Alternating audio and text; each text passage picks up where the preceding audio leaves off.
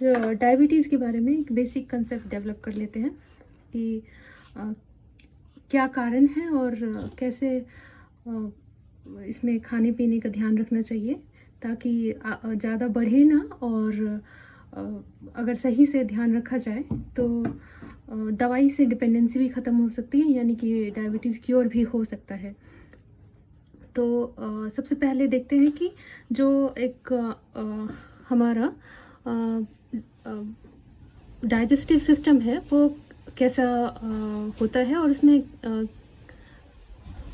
क्या रोल है जो भोजन का, और उसमें भोजन में किस पदार्थ का हमें ज़्यादा ध्यान रखना चाहिए, मतलब किस न्यूट्रिशन का हमें ज़्यादा ध्यान रखना चाहिए, और क्या चीज़ें हैं जो डायबिटीज़ कॉज करती हैं। जैसे अगर हम ये समझे कि यहाँ से मुंह है,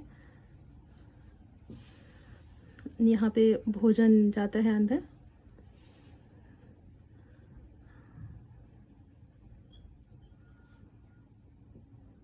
ओके। उसके बाद आहार नली से फिर यहाँ पे पेट में भोजन आता है, अमाशय, और यहाँ पे एक साइड से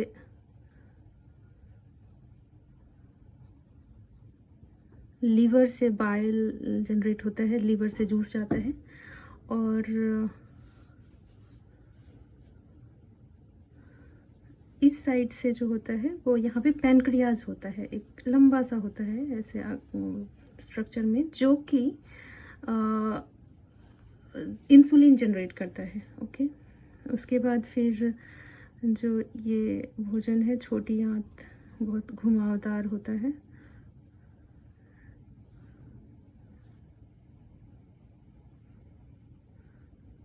काफ़ी लंबा होता है, और फिर ये कनेक्टेड है। उसके बाद छोटी आंत से ये जो भोजन है ये फिर बड़ी आंत में जाता है, यहाँ से एक दोनों के बीच कनेक्शन है, यहाँ पे अपेंडिक्स। ओके।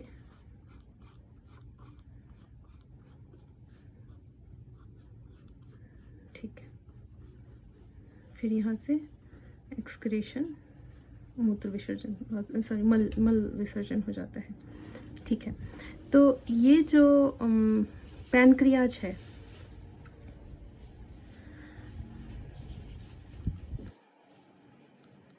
हिंदी में अग्नाशय कहते हैं, ये पैनक्रियाज जो है ये इंसुलिन जनरेट करता है।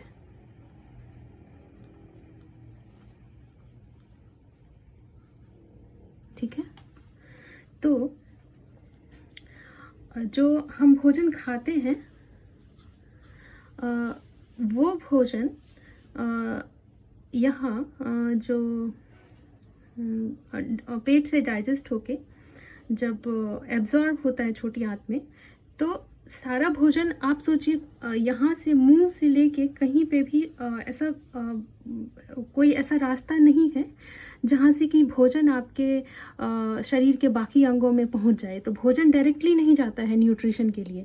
होता क्या है कि भोजन का जो मतलब न्यूट्रिशन है, पोषण है, वो ब्लड में एब्जॉर्ब होता है, क्योंकि यहाँ पे जो ये छोटी आंत है उसमें एक उंगली जैसा बहुत महीन महीन स्ट्रक्चर होता है जो कि भोजन का एब्जॉर्ब करता है न्यूट्रिशन, और वो न्यूट्रिशन फिर ब्लड में जाता है, और फिर ब्लड से पूरे शरीर में पहुंचता है जहाँ ज़रूरत है। लेकिन हम जो खाते हैं भोजन, उसमें कार्बोहाइड्रेट जो होता है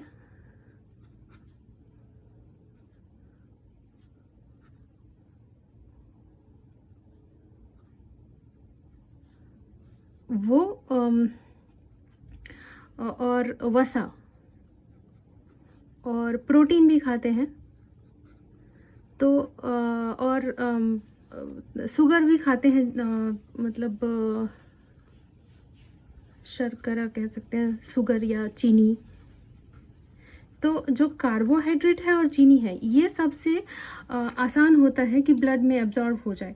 लेकिन अगर आप ज़रूरत से ज़्यादा वसा या प्रोटीन भी खाते हैं तो वो सब ब्रेक होके जो वसा है, फैट सेल्स हैं, वो बनते हैं। और वो फैट सेल्स क्या होते हैं कि वो जमा होने लगते हैं शरीर के बाकी अंगों में।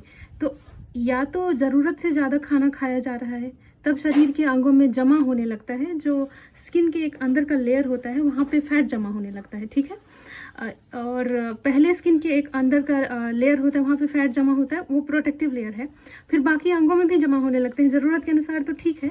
लेकिन अगर जैसे अगर यहाँ पे जो लीवर है, लीवर में बहुत सारा फैट जमा हो रहा है, या फिर ये जो पैनक्रियाज है, अग्नाशय है, यहाँ पे बहुत सारा फैट जमा हो जा रहा है, क्या होगा कि उनका ओरिजिनल फंक्शन को वो डिस्टर्ब करेगा।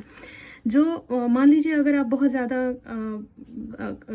ज़रूरत से ज़्यादा चीनी या फिर ऐसे खाना जो जितनी रिक्वायरमेंट है बॉडी को उससे ज़्यादा अगर खा रहे हैं, क्या होगा कि शरीर में वो पचने के बाद जो शुगर लेवल है वो बढ़ेगा। तो उसको बैलेंस करने के लिए, क्योंकि अगर शुगर लेवल ब्लड में ज़्यादा हो गया तो वो एक अलार्मिंग सिग्नल है वो, और हार्ट को बहुत ज़्यादा फिर वर्क करना पड़ेगा उसको, क्योंकि एक पीएच बैलेंस होना चाहिए। अगर बहुत ज़्यादा शुगर है तो वो फिर किडनी को बार बार छानना पड़ेगा और उसके लिए जो ब्लड छान के वो शुगर को बाहर करेगा।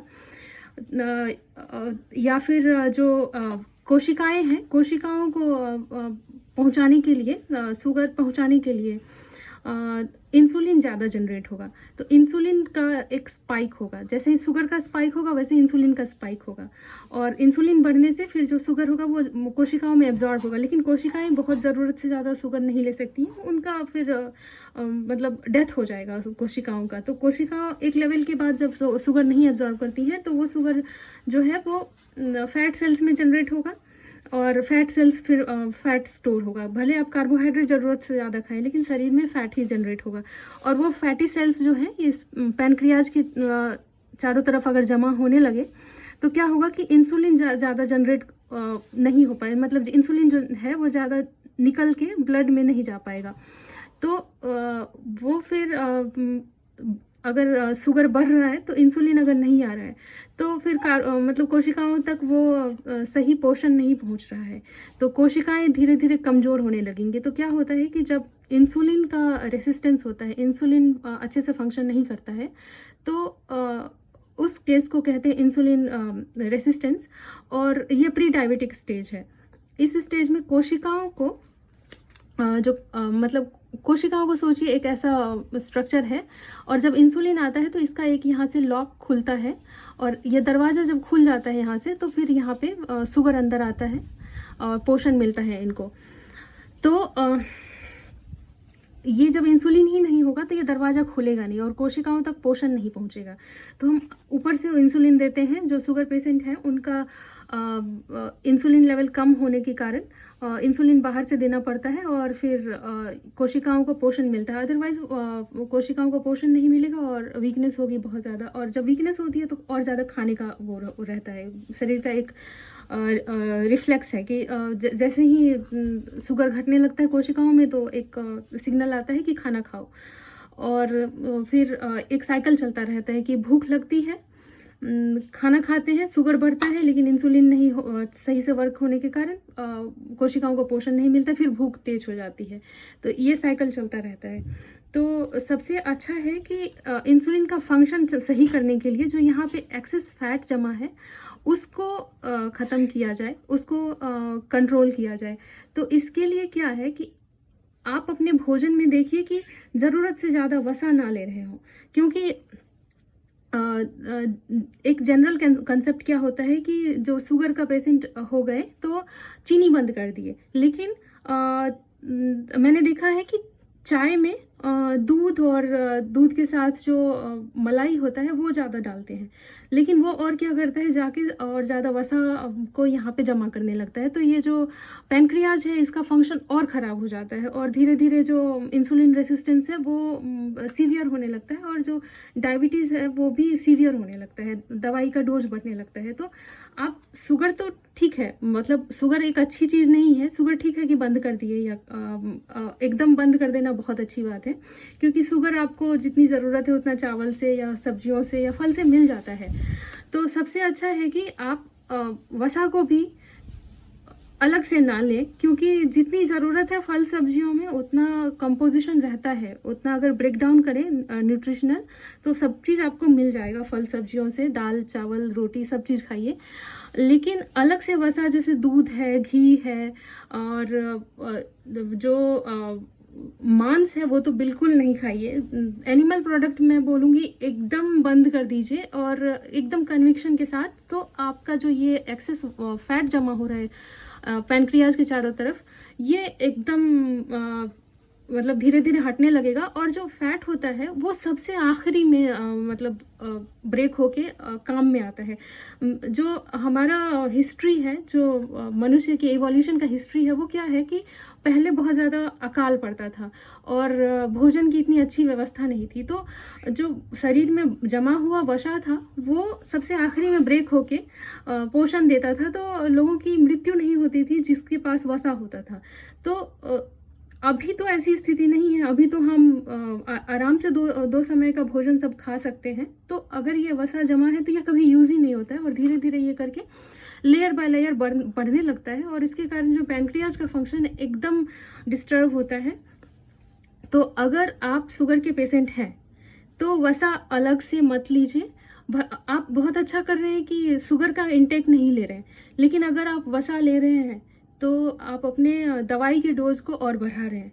और अगर आपको ऐसा लग रहा है कि इनिशियल स्टेज है, चेक करने से अगर आपको प्री डायबिटिक स्टेज पता चल रहा है या फिर आपकी फैमिली हिस्ट्री में आपको लग रहा है कि हाँ किसी को शुगर है, तो उसी लाइफस्टाइल में अगर आप जी रहे हैं तो आप इंसुलिन का चेक कराइए। और अगर इंसुलिन आपका बहुत ज़्यादा है तो इसका मतलब है आप ज़रूरत से ज़्यादा शुगर ले रहे हैं, जिसको कि ब्लड से हटाने के लिए इंसुलिन बहुत ज़्यादा पैदा किया जा रहा है पैनक्रियाज के द्वारा। तो अच्छा उपाय है कि आप एक हेल्दी लाइफस्टाइल जीने के लिए फल सब्जियां और दाल चावल रोटी खाइए। प्रोसेस्ड फूड नहीं खाइए क्योंकि उसमें excess amount of sugar fat सब रहता है। और उपवास करने के लिए जो एक सही तरीका है उपवास का वो मैं अलग से बताऊंगी। उसमें जो क्लीनिंग होता है पूरे सिस्टम का, यहाँ से पूरे एकदम आखिरी तक, तो वो बहुत ज़रूरी है। और उससे फिर मतलब डायबिटीज़ ही नहीं, कैंसर और बहुत सारी चीज़ों का क्योर होता है, क्योंकि जो ये बड़े आंत का कैंसर है ये बहुत कॉमन होता है। तो वो एक अलग विषय है। लेकिन अभी यहाँ पे जो विषय है कि जो एक बहुत बड़ा मिथ है कि डायबिटीज़ हुआ तो बस शुगर छोड़ दो और शुगर के कारण हुआ है, नहीं, वसा उसमें बहुत बड़ा कारण है। आप वसा को अलग से मत लीजिए और धीरे धीरे अगर आप सही से अपने मतलब भोजन का ध्यान रखेंगे तो बदलाव एकदम मतलब मुझे लगता है 1 महीने के अंदर आप चेक कराते रहिए रेगुलर, लेकिन 1 महीने के अंदर आप अपने शरीर में बदलाव महसूस करेंगे। और सही अगर डाइट ले रहे हैं तो दवाई भी छूट सकती है। मैं ये रिकमेंड नहीं कर रही हूँ, लेकिन आप अपने जो फिजिशियन हैं, डॉक्टर हैं, उनके कंसल्ट से ही दवाई छोड़िए, या फिर जब ज़रूरत हो उस समय, जब शरीर को यहाँ से वसा हट गया तो पैनक्रियाज आराम से इंसुलिन प्रोड्यूस करेगा और ऊपर से आपको अलग से इंसुलिन देने की ज़रूरत नहीं होगी और क्योर हो जाएगा। और वेट में भी आप बहुत चेंजिंग महसूस करेंगे। तो अलग से नमक, चीनी, वसा, इन सबको भोजन से हटा दीजिए और 3 महीने के तक ये करिए और उसके बाद आप अपने शरीर में बदलाव देखिए। आपको डायबिटीज़ अगर जड़ से ख़त्म करना है, एक आपने कॉमनली देखा होगा जिसको डायबिटीज़ हो गया जीवन भर दवाई खाना है, ऐसा बिल्कुल नहीं है। मनुष्य शरीर इसलिए बना ही नहीं है। आप ये फॉलो करिए और जैसे ही पैनक्रियाज सही से फंक्शन करने लगेगा, डायबिटीज़ रिवर्ट बैक हो जाएगा, आप बिल्कुल हेल्दी हो जाएंगे। नमस्कार, धन्यवाद।